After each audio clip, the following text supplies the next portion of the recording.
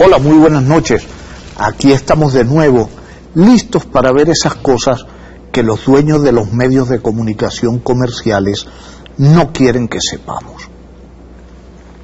En Venezuela, todas las encuestas, y desde hace por lo menos 25 o 30 años, colocan como el principal problema nacional la inseguridad.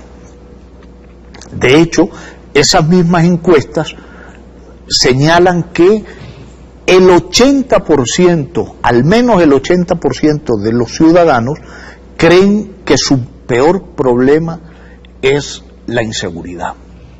Aquí varias veces hemos comentado eso y a mí particularmente me sorprende el número. De hecho, lo que me sorprende no es que el 80% crea que la inseguridad es su mayor problema, sino que haya un 20% que piensa que hay otro problema todavía más grave. Cuesta trabajo entender quién puede creer que hay un problema más duro, más terrible, que más afecte la vida cotidiana del ciudadano que la inseguridad. El tema de la inseguridad es un tema horrendo, espantoso,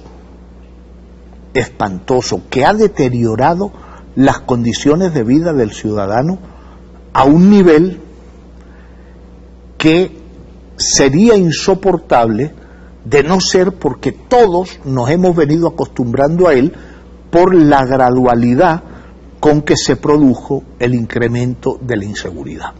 Es decir, para las personas jóvenes, que son la inmensa mayoría de los venezolanos, no recuerdan jamás haber vivido sino en una especie de régimen de terror causado por el AMPA. Y por eso vemos nuestras ciudades que en la noche son un desierto, porque la gente no se atreve a salir, la gente gasta fortuna en rejas, en alarmas, en artilugios que le den una cierta sensación de seguridad. Y el problema es sumamente grave, y no puede decirse, lamentablemente, que este proceso de cambios haya sido exitoso en materia de seguridad. Por cierto, que no ha sido tan malo como nos quieren hacer creer los medios de comunicación comerciales. Hay muchas fallas, es evidente que hay un nivel de peligrosidad altísimo, que Venezuela es uno de los países más peligrosos del mundo, pero esto no es nada nuevo y particularmente tengo la percepción de que hoy Venezuela es menos peligrosa de lo que fue, por ejemplo, en aquellos 5 años malignos del segundo gobierno de Carlos Andrés Pérez, cuando el AMPA se desató, la descomposición del Estado se tradujo en un incremento notable de la inseguridad. Recuerdo incluso un fin de semana con puente en el que hubo 200 homicidios, algo que más nunca se ha vuelto a ver. Hoy en el área metropolitana de Caracas, un fin de semana suele haber 25, 30, excepcionalmente 40 muertos, que es una cifra horrorosa, pero inferior a la que hemos tenido tradicionalmente. ¿Cuál es el problema de la inseguridad? Que lamentablemente su solución es muy difícil. Y es muy difícil porque en Venezuela permitimos los ciudadanos que se descompusiera a través de la corrupción la cadena de combate al delito. Esa es una cadena que tiene varios eslabones, a saber, la policía preventiva, es decir, la policía uniformada, la policía represiva, la policía judicial, la PTJ, ahora rebautizada como 6CPC, el Ministerio Público, los tribunales y el sistema carcelario. Esa es la cadena de lucha contra el delito. Policía uniformada, policía represiva, ministerio público, jueces y el sistema penitenciario. ¿Cuál creen ustedes que es el eslabón peor, el más corrompido, el menos eficiente? Creo que nadie se atreve a dar una opinión porque está tan descompuesto todo que corre uno el riesgo de ser injusto si dice tal es el que está más podrido. Me atrevería a decir que el menos podrido, el menos, es la policía uniformada. En buena medida, gracias a la creación de la Policía Nacional Bolivariana, que es un cuerpo que funciona bastante bien, con las limitaciones que le da, primero, que es una policía nueva, que todavía no cubre todo el país, y que las policías uniformadas, las policías preventivas de orden público, tienen una función muy limitada, especialmente cuando el problema del AMPA está ya desatado. ¿Qué es lo que hay alrededor del AMPA en nuestro país? En la casi totalidad, casi el 100% de los delitos, menos algunos delitos de cuello blanco, por ejemplo los delitos de corrupción, algunas estafas, algunos delitos de ese tipo, en todos los demás, prácticamente en el 100% de ellos, está implicado la droga y el alcohol, o el alcohol, con mucha mayor presencia de la droga que la del alcohol, porque en definitiva el alcohol es barato y la gente no necesita robar mucho para meterse una apea monumental, mientras que para comprar piedra, que es el tipo de droga fundamental en los bajos fondos, hace falta muchísimo dinero. ¿Por qué no hemos tenido éxito en la lucha contra el AMPA? Y fíjense ustedes que la izquierda, cuando se convierte en gobierno, abandona esa subcultura estúpida de la comprensión del delincuente para utilizar métodos draconianos muy duros para garantizarle la seguridad al ciudadano, que es la principal obligación del Estado, garantizarnos la seguridad.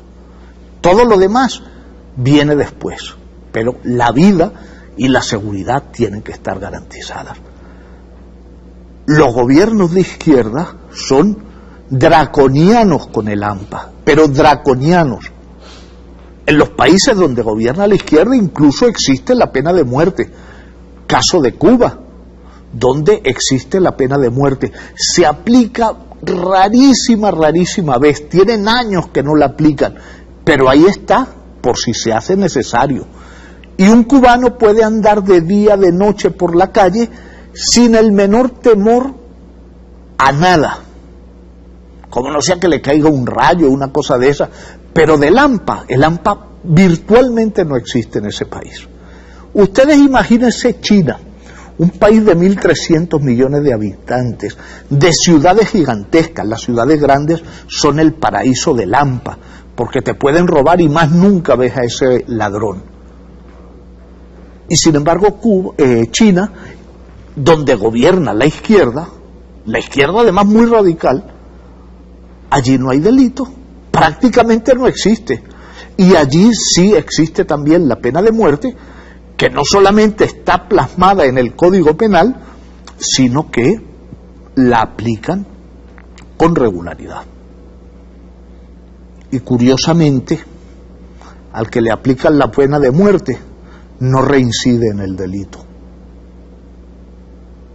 Aunque suene a chiste malo, pero es una realidad. El que recibe su merecido, más nunca delinque. Nosotros, por el contrario, hemos tenido una conducta pequeño burguesa de pensar que el delincuente es una víctima, y mentira, no es ninguna víctima. Las víctimas son los que sufren al ampón, que son excluidos, que pobrecitos que roban porque son pobres, para llevarle comida a su madrecita enferma o para comprarle los útiles escolares a sus hijos. Eso es una ridiculez pequeño burguesa, ridiculez.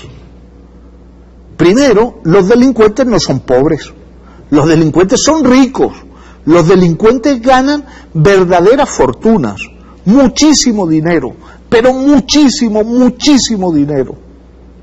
Nadie gana tanto como los delincuentes. El delincuente lo dilapida, se lo gasta en drogas, se lo gasta en parrandas, pero dinero gana a manos llenas. Y dice, claro, es que vive en el barrio. Sí, efectivamente, el delincuente vive en el barrio, pero podría mudarse tranquilamente al country club. Dinero no le falta para ello.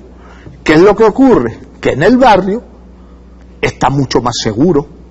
Barrios donde no entran los vehículos, donde tienen su cadena de seguridad que les permite huir con relativa facilidad, y por eso el malandro no quiere salir del barrio, a pesar de que le sobra con qué, cada vez más, porque ese es un problema terrible que se nos está presentando en Venezuela, que podemos ir por la vía de México, porque se está produciendo un fenómeno capitalista con el AMPA, la acumulación de capital. Así como los empresarios, los ampones, empiezan a tener mucho dinero, sobre todo los que se dedican al secuestro, los pranes, los narcotraficantes y los atracadores, los que hacen los grandes atracos. Empiezan a tener mucho dinero, a sobornar autoridades, y por esa vía se llega a México donde las policías, donde las autoridades, donde el gobierno en su conjunto es el enemigo del ciudadano. Aquí ya lo tenemos, ya tenemos ese problema. Aquí hay delitos como el secuestro, los piratas de carretera y el narcotráfico, en menor medida, que no pueden funcionar sin el apoyo de alguna autoridad. Es imposible realizar un secuestro si no tienes en la banda o un guardia nacional o un policía del 6CPC. Es materialmente imposible delinquir en esas áreas sin el apoyo policial. Y nosotros no hemos sido eficientes para depurar esos dos cuerpos. Se logró hacer en algo un poco más pequeño, que no tan pequeño como la Policía Metropolitana. Se logró depurar ese cuerpo. No hubo más remedio que disolverlo. Y creo que la seguridad mejoró un poco con la salida de la Metropolitana. A pesar de que la gran mayoría de los funcionarios de ese cuerpo eran gente decente y tenían que disimularlo, porque era tal la corrupción del organismo que el funcionario, si sabían que era decente, se exponía a represalias de quienes realmente lo controlaban. Otro de los mitos del pequeño burgués es atribuir los problemas de las personas a los objetos. Cuando a un pequeño burgués le ponen los cuernos en un sofá, la reacción no es revisar su conducta, ver qué está haciendo mal, ver a las personas. No, lo que hace es vender el sofá y con eso resuelve el problema. Y eso es, francamente, una conducta estúpida, ridícula, y que, como todo lo que tiene que ver con la pequeña burguesía, implica prescindir del ser humano. El ser humano no toma en cuenta a las personas, no toma en cuenta a la gente. Y entonces, ¿qué es lo que nos está ocurriendo?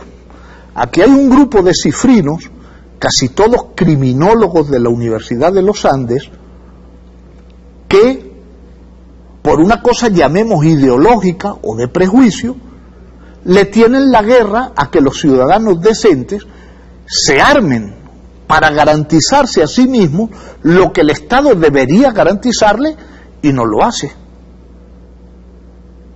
Y entonces estos pequeños burgueses, porque son todos pequeños burgueses, culpan a un objeto inanimado por lo que hacen las personas. Las armas no hacen nada malo. lo hacen las personas que los empuñan. Al regreso vamos a seguir hablando de este tema, que es bien importante, que es fundamental, que es el tema más importante del país y sobre el cual se están cometiendo errores que son verdaderas aberraciones. Ya regresamos. El canal de todos los venezolanos. Hay mucho contrarrevolucionario enquistado que no solo no hace nada para arreglar los problemas, sino que más bien él es parte del problema, el contrarrevolucionario, o el corrupto, o el que no atiende a los trabajadores, o bueno, ¿y por qué se va a dañar una máquina y no la van a arreglar? Y si se va a inaugurar una fábrica, ¿cómo es que nadie pensó en la materia prima? ¿Tú la vas a inaugurar para un día?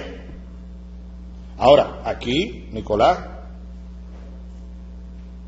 mano de hierro. Esta mano zurda de hierro. Hay que determinar responsabilidades.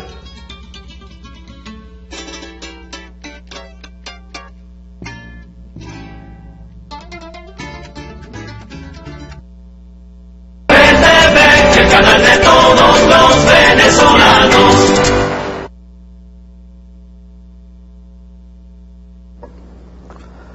Estábamos hablando de ese subjetivismo pequeño burgués, esa cifrinería que prescinde de nosotros, de los seres humanos.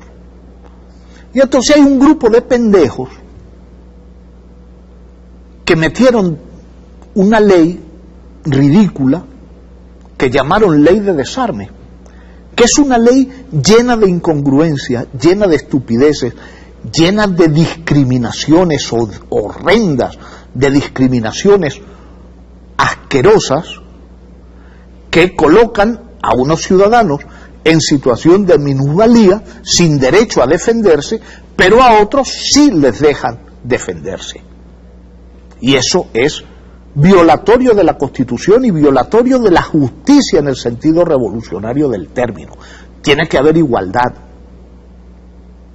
O todos los ciudadanos pueden ir armados a los restaurantes, o ninguno puede ir armado. Pero no es que unos sí y otros no, como lo establece esa ley infame.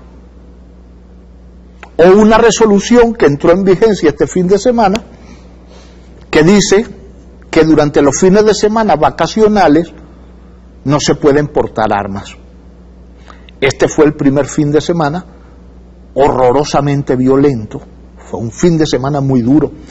Hasta un funcionario del SEBIN asesinaron allá en Portuguesa, y hasta donde sé todavía no le han dado su merecido al asesino.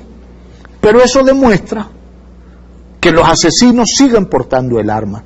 Seguramente quien no se atreve a portarlo es el ciudadano decente. Y por cierto que la Guardia Nacional está haciendo su agosto robándole las armas a los ciudadanos para luego vendérselas en las cárceles. Bueno, perdón, la Guardia Nacional. Guardia Nacional es mucha gente. Algunos delincuentes que deshonran el uniforme de la Guardia Nacional y que son una minoría, pero una minoría muy protuberante, una minoría que hace mucho ruido y que es muy visible. Y aquí, yo recuerdo hace unas semanas,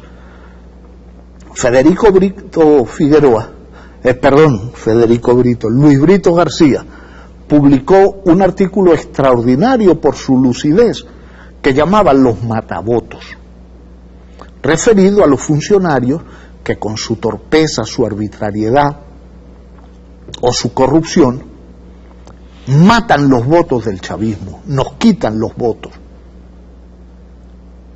Bueno, en Venezuela no sé exactamente la cifra porque eso lo manejan como si fuera un secreto de Estado, pero aquí debe haber al menos 1,5 millones de personas legalmente autorizadas para portar armas.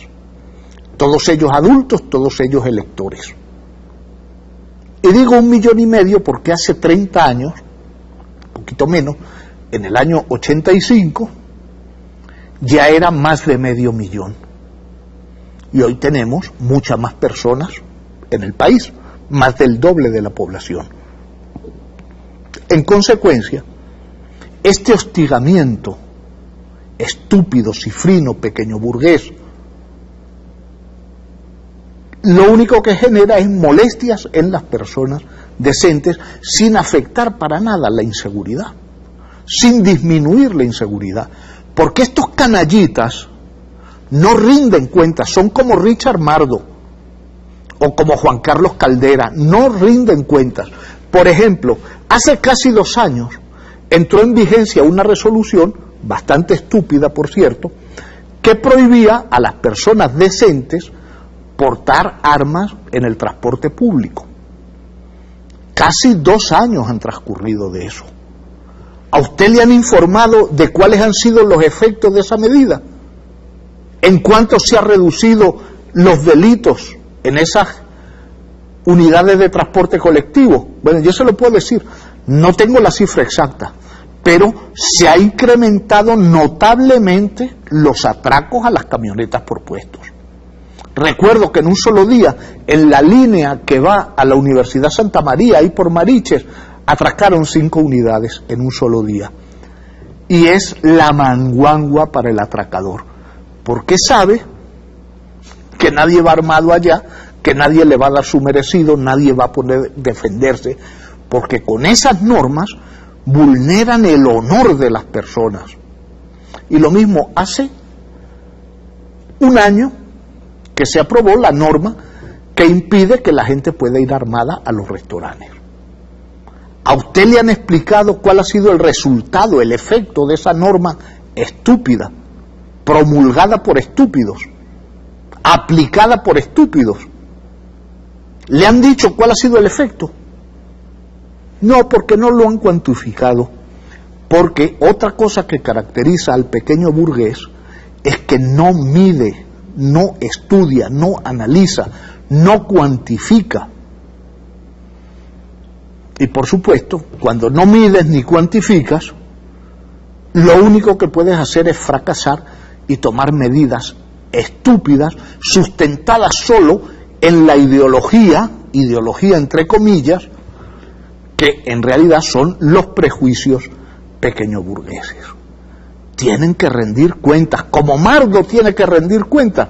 Hay que rendir cuentas de los efectos de las medidas, y un funcionario decente, racional, dice, bueno, esta medida logró estos resultados, es maravillosa, la mantenemos, o por el contrario, no generó ningún efecto práctico, salvo matar votos y molestar a la gente, y en consecuencia la anulamos.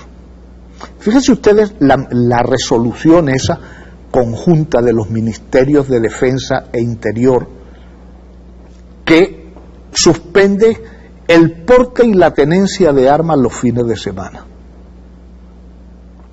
El porte es evidente que se trata del derecho del ciudadano, el permiso para que el ciudadano porte un arma.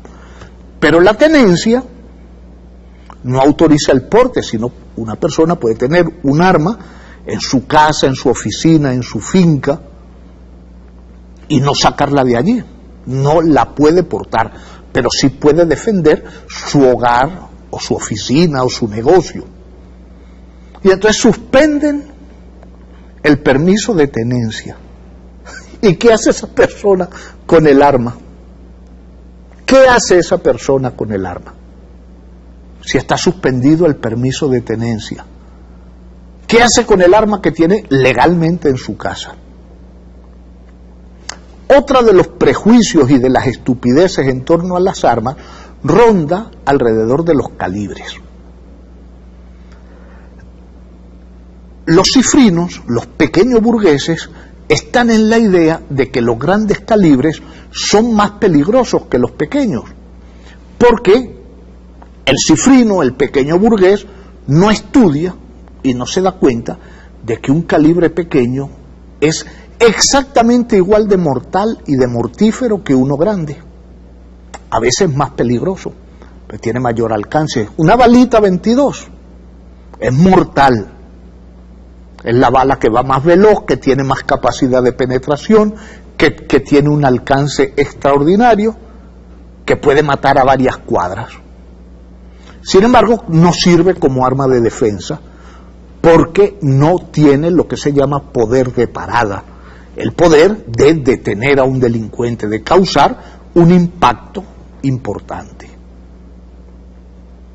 Y realmente el único calibre que sirve es el calibre 9 milímetros. Los hay mucho mayores, el 44, el 44 Magnum, el 45, el .40, pero ¿por qué creen ustedes que las Fuerzas Armadas en el mundo entero usan 9 milímetros? Porque es lo que funciona. Y entonces los cifrinos pequeñoburgueses que hicieron la ley esa ridícula, no regularon los calibres y sobre todo el tipo de munición, y entonces permiten que en la ciudad se porten balas ojivales. Incluso hay jueces ignorantes que casi que consideran delito portar esas armas de carga hueca y obligan a usar lo que debería estar prohibido, la bala ojival de alta penetración que puede dañar a un tercero después de herir al objetivo. Pero así son los pequeños burgueses, les suena grave determinado calibre, y como son ignorantes, como los que hicieron la ley de desarme no tienen ni idea de lo que es esas cosas, aprobaron esa estupidez. Y luego se permite, por ejemplo, que los organismos de seguridad policiales y militares anden en la ciudad con armas que no deberían andar, por ejemplo con un FAL o con una AK, porque esa no es un arma adecuada para la ciudad. Tiene mucho alcance, mucha penetración, poco poder de parada y puede causar heridos o muertos a muchísima distancia, 600 metros, 700 metros. Pero nuestros cifrinos les daba grima que un civil decente, honorable, pueda defender a su familia con un calibre adecuado. Y no es solo defender a su familia, es defender a su patria. Ustedes ven la odisea que tiene Estados Unidos con todo y su poder bélico en Irak y en Afganistán, donde no han sido capaces de establecer un gobierno pelele, donde todos los días hay resistencia. ¿Gracias a qué? Gracias a que en países como Irak no había un hogar que no tuviera un arma en su casa, y generalmente armas largas. En el mercado de Bagdad se compraba una AK-47, obviamente no un arma tan sofisticada como el AK que tiene la Fuerza Armada Venezolana, pero absolutamente funcional, perfecto, por menos de $100, usado pero en perfectas condiciones. Pero esas son armas eternas. Y vaya que se lo han puesto duro al imperio. ¿Ustedes saben quién entendió esto clarito? El presidente Chávez. Fíjense lo que dijo sobre este tema.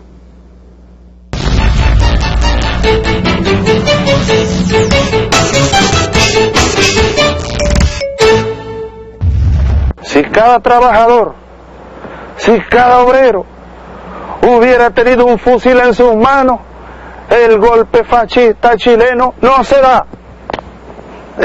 Frase de Fidel, pero que a uno se le metió aquí. Si cada trabajador, si cada obrero hubiera tenido un fusil en sus manos, el golpe no se puede dar.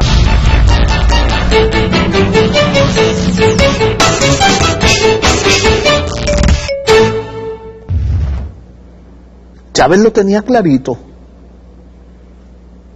¿Cómo se defiende a la patria si hay unos chupatintas que quieren desarmar a la gente?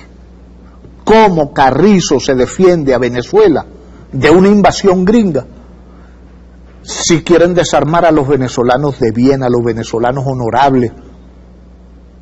Es decir, se hace exactamente todo lo contrario a lo lógico y a lo conveniente.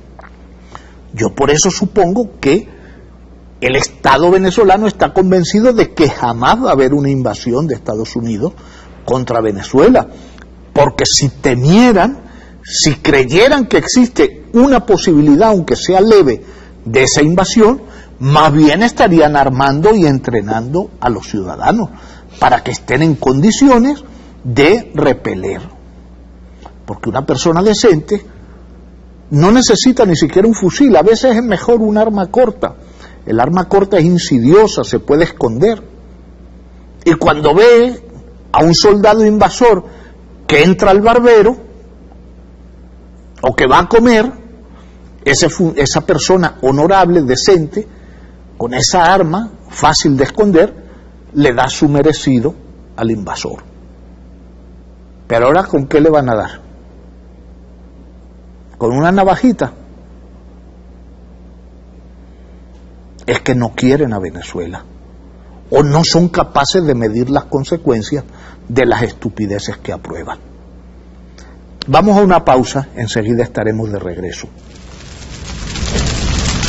El canal de todos los venezolanos. Yo no sé si a ustedes les llama, como me llama a mí la atención, poderosamente el que la ley de desarme sea un invento de Primero Justicia. Los que primero plantearon ese tema fueron los cifrinos de Primero Justicia. Y yo me imagino que ellos sí saben por qué. Porque quieren ponerle la cosa fácil a Estados Unidos si deciden invadir Venezuela y ponerlos a ellos al frente del país. No quieren que el venezolano decente esté armado para poder defender a su patria. Y curiosamente, creo que es la única cosa que se ha aprobado en la Asamblea Nacional por unanimidad, con el voto de los pitiyanquis. Votaron a favor de eso los chavistas, pero también los escuálidos. Por algo será. Pero díganme ustedes, si no fuera el tema tan trágico, tan doloroso, si no sería para mover a risa que un Estado que no es capaz de desarmar a los presos vaya a desarmar a los delincuentes que están en libertad. No, a quienes van a desarmar son a las personas decentes. Los delincuentes van a seguir armados, pero si en la cárcel están armados, si hace 3 semanas escasas, para celebrar el regreso del PRAN de Vistahermosa en Ciudad Bolívar, de Wilmer Virizuela, Wilmito, hubo una balacera de 6 horas disparando armas automáticas, ametralladoras, donde gastaron miles, pero miles de balas. Y entonces usted me va a decir que este Estado que tenemos nosotros, que no es capaz de desarmar a los presos, va a desarmar al delincuente en libertad. Y contempla además cosas ridículas propias de los pequeños burgueses, como pensar que un ampón va a entregar voluntariamente el arma. Si entrega un arma es porque tiene 14 muertos en ella y quiere salir de esa trampa. Y seguro nos va a colaborar en eso Jorge Cardenal Urosa Sabino. Segurito que nos va a echar una mano. Es que son unas cosas que si no dieran ganas de llorar, sería de echarse a reír. Porque hay que ser pendejo. No se puede decir de otra manera. El que pretenda que un delincuente entregue su herramienta de trabajo. Si entrega el arma, ¿con qué va a comprar la piedra? ¿Con qué? ¿Va a salir a trabajar? Por cierto, que el origen de esa pseudocultura de izquierda de considerar víctima y excluido al delincuente, que el delincuente es victimario y excluyente, no es víctima y excluido, se basa en eso de suponer que pobrecito es que no tiene dinero. Y el problema de la delincuencia en esa subcultura se arreglaba con educación, con salud y con empleo. Bueno, el gobierno, Chávez, les dio vivienda, les dio salud, buena atención médica, les dio educación, porque en Venezuela hoy más de 1/3 del país está estudiando, y hubo momentos cuando arrancaron las misiones que llegamos a tener más del 50% de la población estudiando algo, desde un cursito hasta un doctorado, pero estaban estudiando. Y trabajo. En Venezuela prácticamente no hay desempleo, hay un desempleo del 7%, que en un país con la movilidad laboral nuestra es nada, es simplemente la persona que se molestó con el patrono y renunció al trabajo y está para empezar en otro. Y además Venezuela es un país donde se puede ganar dinero suficiente para vivir con decoro sin necesidad de un empleo. Y ni siquiera hace falta meterse propiamente en la economía informal organizada, es decir, montar un tarantín, ser comerciante. No, aquí en Venezuela una persona que salga temprano de su casa, en la mañana, con disposición de trabajar, lavando o puliendo carros, cuidándolos, haciendo cualquier trabajo de esos aparentemente poco productivos, bueno, esa persona regresa a su casa con dinero, seguramente más que si estuviera trabajando y ganando salario mínimo. Así que hay que olvidarse de esa estupidez de creer que la pobreza es la génesis del delito. Mire, países espantosamente pobres, Haití, República Dominicana, espantosamente pobres, son tan pobres que, bueno, todos los días llegan a Venezuela personas de esas naciones a buscarse aquí la vida. Y por supuesto que nadie se va de su país porque le va bien. Creo que nadie tiene duda en cuanto a la pobreza abyecta que reina en un país como Haití. Bueno, en Haití, sin embargo, los índices de delitos son muy limitados. ¿Saben dónde hay muy poco delito? En la India, que es horrorosamente pobre. Horrorosamente pobre. Hay gente, mucha gente, que pasa hambre. En muchas naciones africanas, donde casi no existe la delincuencia, y sin embargo la pobreza juega garrote. Es decir,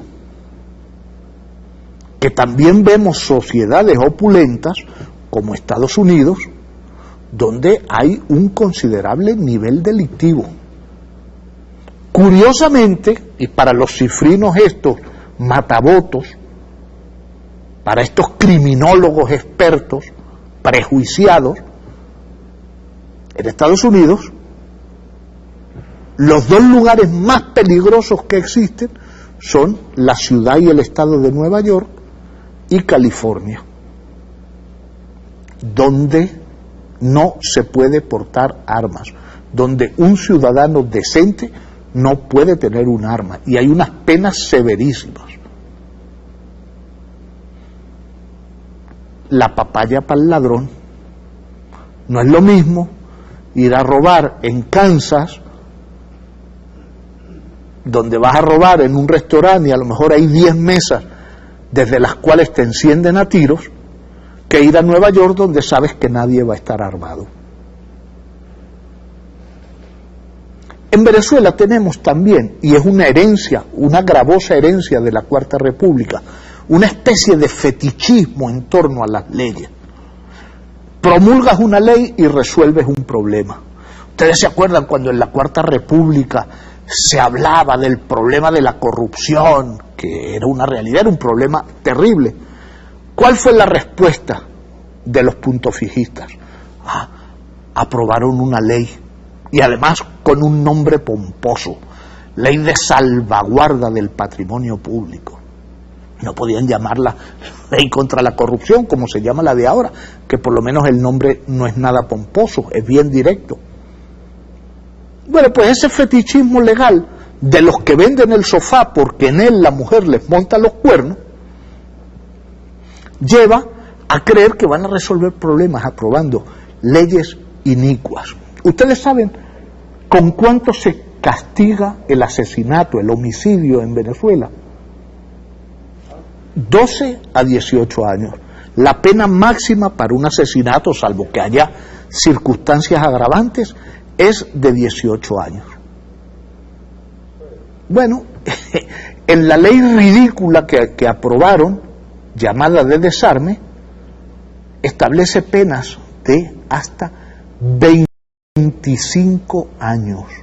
Es decir, para estos comeflores se castiga más, debe ser porque es más grave, las cosas vinculadas con las armas que los asesinatos o que el tráfico de drogas. ¿Ustedes creen que los que hicieron ese proyecto estaban en sus cabales? No, no lo estaban. Estaban dominados por los prejuicios, estaban dominados por la estupidez. Y lamentablemente parece que esa mentalidad de estos cifrinos pequeñoburgueses, nacionales e importados, está iluminando la acción oficial y está determinando las políticas del Estado en materia de seguridad. Dios nos coja confesados. Dios nos coja confesados.